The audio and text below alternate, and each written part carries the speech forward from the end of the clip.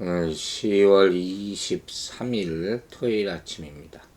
오늘은 잠언 22장을 시작을 합니다. 잠언 22장 1절에서 3절까지 말씀 읽겠습니다.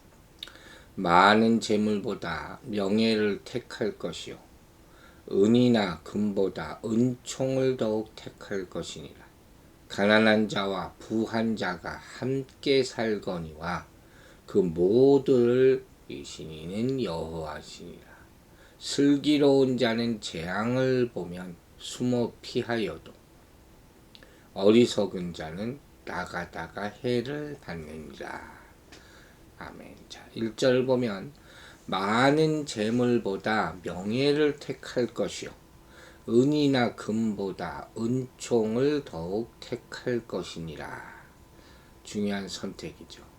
정말 어찌 인생에서 이보다 더 중요한 선택이 있다고 할 수가 있겠습니까? 명예는 이름이에요. 이름. 원래 의미가 근데 어떤 주석가는 이걸 이렇게 해석을 합니다. 여기서 이름을 가리키는 쉔이라는 단어, 그리고 하늘을 뜻하는 샤마임과 같은 말, 이런 단어들은 다 높다, 뛰어나다, 이런 뜻을 가진 샤마하라는 단어에서 파생됐다 하는 것이에요. 그래서 히브리적 사고에 따르면 이름이 없는 것 자체가 비천하다는 의미를 가진다는 거죠. 반대로 이름 자체가 명예와 명성을 의미하는 말로 사용된다, 이렇게 말하고 있어요. 틀린 말은 아니에요. 우리나라도 봐도 이조시대 때 보면 종들은 이름이 없어요. 이름이 기껏 지어준다는 게 개똥이 소똥이, 그죠? 이름 자체가 존귀하다는 의미를 가질 수가 있다는 거예요. 또 은총이라는 말, 참 귀한 말이죠. 이 원문적인 의미는 품이 있는 언행으로 인해 모든 사람에게 사랑을 받는다는 의미를 가지고 있어요. 특별히 이건 하나님으로부터 사랑을 받는 거죠. 수직적인 걸 말하는 거예요. 그래서 이 한글 성경이 원문을 아주 적절하게 해설했다고 볼 수가 있는 거예요. 그런데 이렇게 본문은 재물과 명예, 은, 금, 은총 이런 것을 서로 대비해서 말하고 있잖아요. 성경에서 재물이나 은, 금은 종종 땅의 부활을 상징하는 대표적인 것들, 동시에 이내 사라지고 마는 허무한 것들을 가리키는 단어들이. 그렇게 볼 때 이와 대비되는 명예와 은총이란 궁극적으로 영원히 사라지지 않을 절대 가치, 즉 하늘의 영광과 하나님의 은혜를 가리키는 것이라 볼 수 있다 하는 것이죠. 이건 가치관의 문제죠. 우선순위의 문제가 되는 거예요. 뭘 선택할 것인가? 재물이냐 명예냐. 어떤 사람은 재물도 없고 명예도 없겠다 하지만 그거 쉽지 않죠. 이 같은 관점에서 우리가 볼 때 오늘은 우리는 인생길을 살아가면서 언제나 무엇인가를 선택해야 할 때 잠시 있다가 사라질 땅의 보화보다 영원한 영광을 누리게 하는, 은총을 받게 하는 하늘의 신령한 것들을 택해야 한다, 이 말을 하고 있는 거예요. 우린 그리스도인으로서 그리스도인의 명예라는 게 있어요. 그 이름에 걸맞는 삶이에요. 이걸 실추시키지 않아야 된다 하는 것이죠. 그리스도인이 부끄러워지는 세상에 살고 있잖아요. 우린 거룩을 지켜야 돼요. 그 명예 때문에 여러분 순교까지 하는 거예요. 그리스도라는 이름을 지키기 위해서. 명예는 영원하다, 이걸 우리가 알아야 된다 하는 것이죠. 근데 이렇게 얘기하는 분들이 있죠. 사실 말이 쉽지 이 구체적인 삶의 현장에서 명예를 붙잡아? 이거 실천하는 게 굉장히 어렵다. 이렇게 표현하는 것이죠. 왜냐하면 하늘에 있는 신령한 것이라는 것은 당장 눈에 보이지 않는 것이고 그 선택의 결과가 어떻게 될지 모르는 것이잖아요. 반면에 반짝거리는 것들은 땅에 있는 것들, 즉 당장 내가 손에 붙잡을 수 있을 것 같이 보이는 거기 때문이다 하는 거예요. 그래서 이 땅에 많은 사람들이 태초의 아담과 하와처럼 보암직도 하고 먹음직도 하고 그런 땅의 것들을 주저없이 선택하고는 한다는 것이죠. 그리고 영원한 가치를 위해서 땅에서 수고하고 피곤한 삶을 살기보다는 편안하게 누리고 즐길 수 있는 삶, 육체적인 욕구, 감각을 충족시켜 줄 것들을 선택하곤 한다는 말씀입니다. 하지만 여러분, 우리는 예수 그리스도와 함께 십자가에 못 박혀 땅에 대해서는 죽은 사람들이라고 로마서 6장 4절에서 했어요. 이게 우리의 명예예요. 이 가치관이. 그러므로 우리는 더 이상 땅에 속한 욕심과 정욕을 따라 사는 자들이 아니라 거룩한 영을 쫓아서 사는 천국 시민이라는 것을 잊지 마시기 바랍니다. 그렇기 때문에 때로 힘들고 피곤한 길을 좁은 길을 걸어야 한다 할지라도 반드시 이런 절대적인 가치를 추구하며 핍박과 고난조차 두려워하지 않는 삶을 선택해야 할 줄로 믿습니다. 이제 2절을 보면 가난한 자와 부한 자가 함께 살거니와 그 모두를 지으신 이는 여호와시니라 했어요. 부자와 가난한 자는 항상 함께 살았어요. 창조 이후에 계속되어 왔던 일이죠. 단 한 번도 가난한 자가 없었던 적이 없고 부자가 없었던 적도 없습니다. 이 차이가 있어요. 그래서 사람들이 얘기하는 거예요. 세상에는 평등이라는 건 없다. 가진 자와 못 가진 자 다 섞여 산다. 그래서 불공평하다 하는 말이 나오는 것이죠. 그런데 이 속에서 공평한 세상을 추구하는 것이 기독교예요. 치유된 세상을 추구하는 것이 예수 믿는 것이라 말하는 거예요. 이걸 알아야 돼요. 예수님은 날 때부터 소경된 자를 눈뜨게 해주셨어요.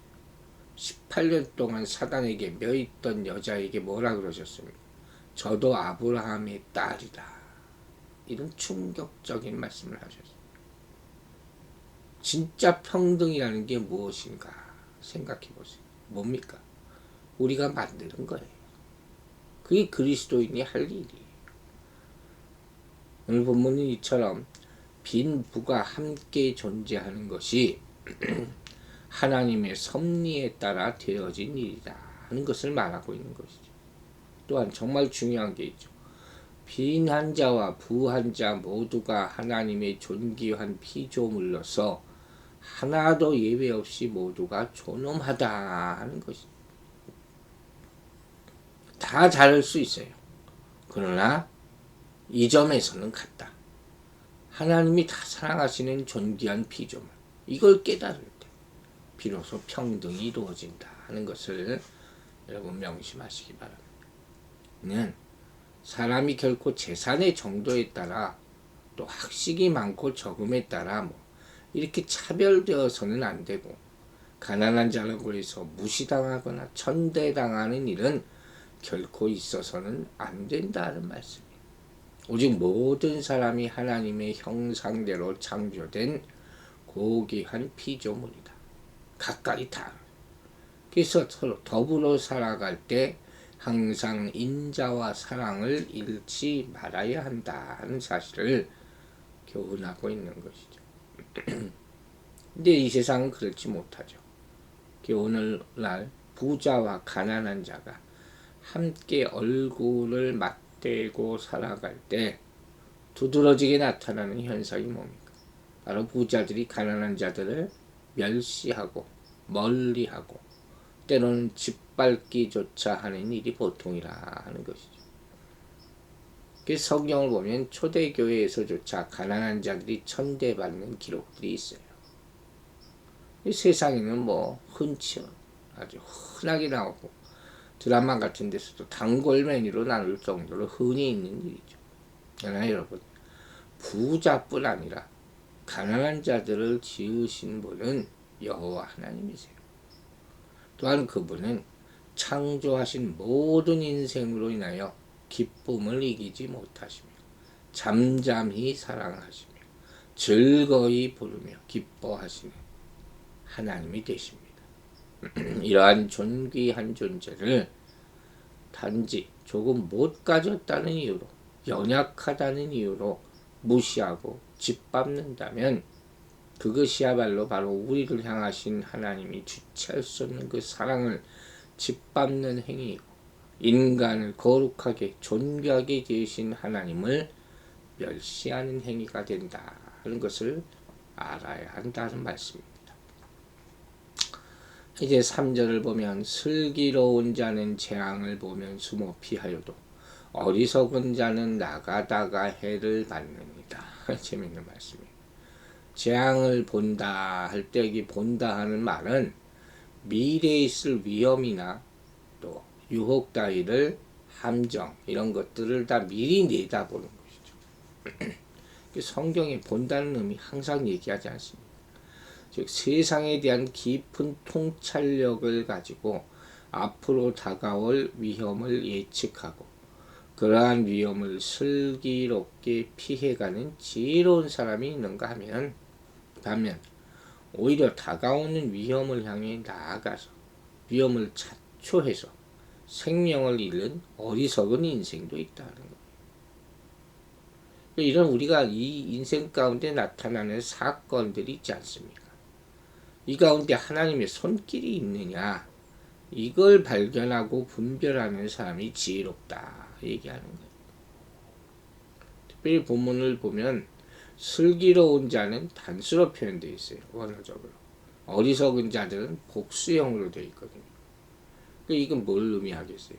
슬기로운 자는 별로 없고 인생의 위험을 스스로 자초하고 재앙을 향해 나아가는 어리석은 자는 어느 시대에나 굉장히 많았다 하는 걸 보여주는 거예요.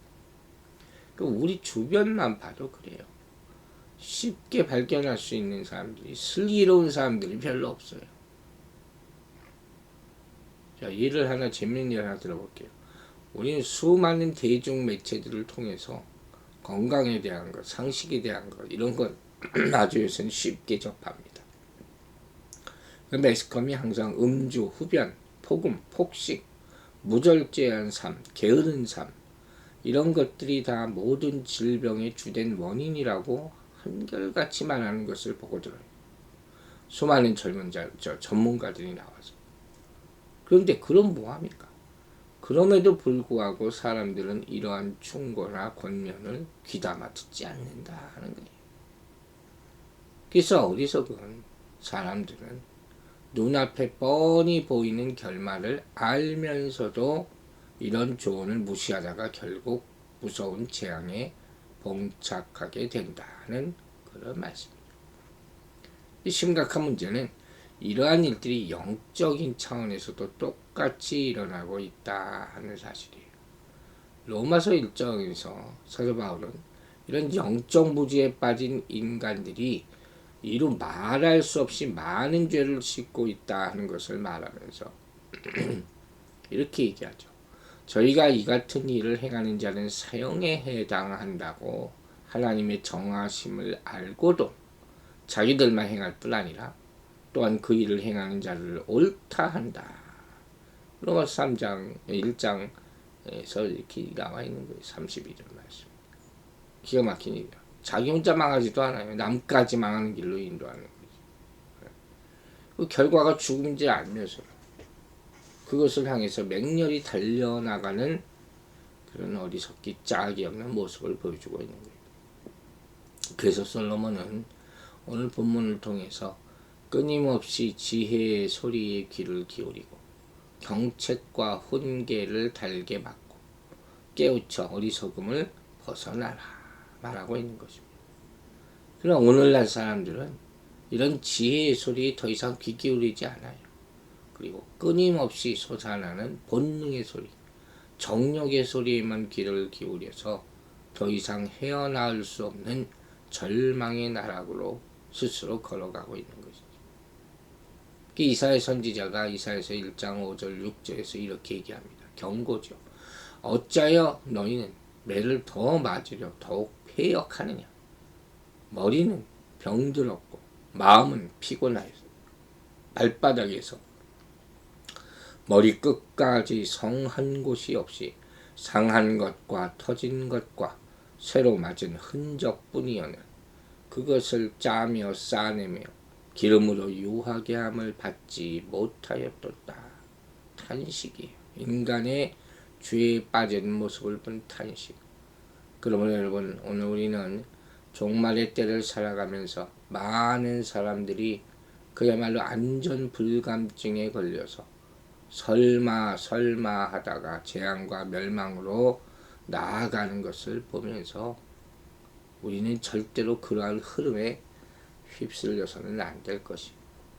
오히려 세상이 그러할수록 더욱 깨어서 모든 일에 항상 삼가고 예비하는 모습으로 살아감으로써 마지막 때 재앙을 만나더라도 그때 울지 않고 생명의 영광과 영광의 나라로 나아가게 되는 우리가 되기를 주의 이름으로 축원합니다. 기도하겠습니다. 아버지 하나님 감사합니다. 오늘 한 주를 또 마감하는 날입니다. 우리 한 주간 살아온 모습들을 볼 때 참 부끄러운 것들이 많고 죄된 일들이 많습니다. 우리가 하나님의 지혜, 하나님의 명예, 하나님이 명하셨던 것들 구했나? 도대체 무엇에 가치를 두고 살았나? 돌아봅니다. 아버지 하나님, 이 땅의 것을 피하고 하늘의 것을 구하라. 그렇게 말씀하셨는데 우리는 또 살기 위하여 이 땅의 것을 먼저 바라보고 손으로 잡지 않았는지 회개하오니 용서하여 주시옵소서. 정말 하늘의 가치를 소망하고 하늘나라에 갈 수 있는 일들을 하면서 살았는지, 하나님의 지혜를 구하고 악한 것을 분별하고 멀리하고 살았는지 돌아보며 하나님 앞에 더욱더 가까이 가는 우리의 모습들이 되게 하여 주시옵소서. 2021년도 이제 10월의 마지막에 다다르고 있습니다. 남은 시간들을 정말로 정성스럽게 시간을 사는 모습으로 살게 하여 주시고, 우리가 잘못한 것은 빨리 잊고 예수님께 지혜를 구하며 하루하루 더욱더 경건하고 진실되게 살 수 있는 모습들이 되게 하여 주시옵소서. 내일도 거룩한 주일을 맞습니다. 오늘 하루 준비하게 하여 주시고 흩어져 있는 성도들 건강한 모습으로 주의 전에 나오게 하여 주시옵소서. 교회를 핍박하고 방해하려는, 교회에 나오지 못하는 악한 영들, 그 방해하는 영들이 예수 이름으로 다 떠나가게 하여 주시고, 나오기를 원하는 성도들이 그 마음 가운데 진정한 하나님의 음성을 듣고 결단하고 주님 앞으로 나와 예배드릴 수 있도록 도와주시옵소서. 감사드리며 예수 그리스도의 이름으로 기도했습니다. 아멘.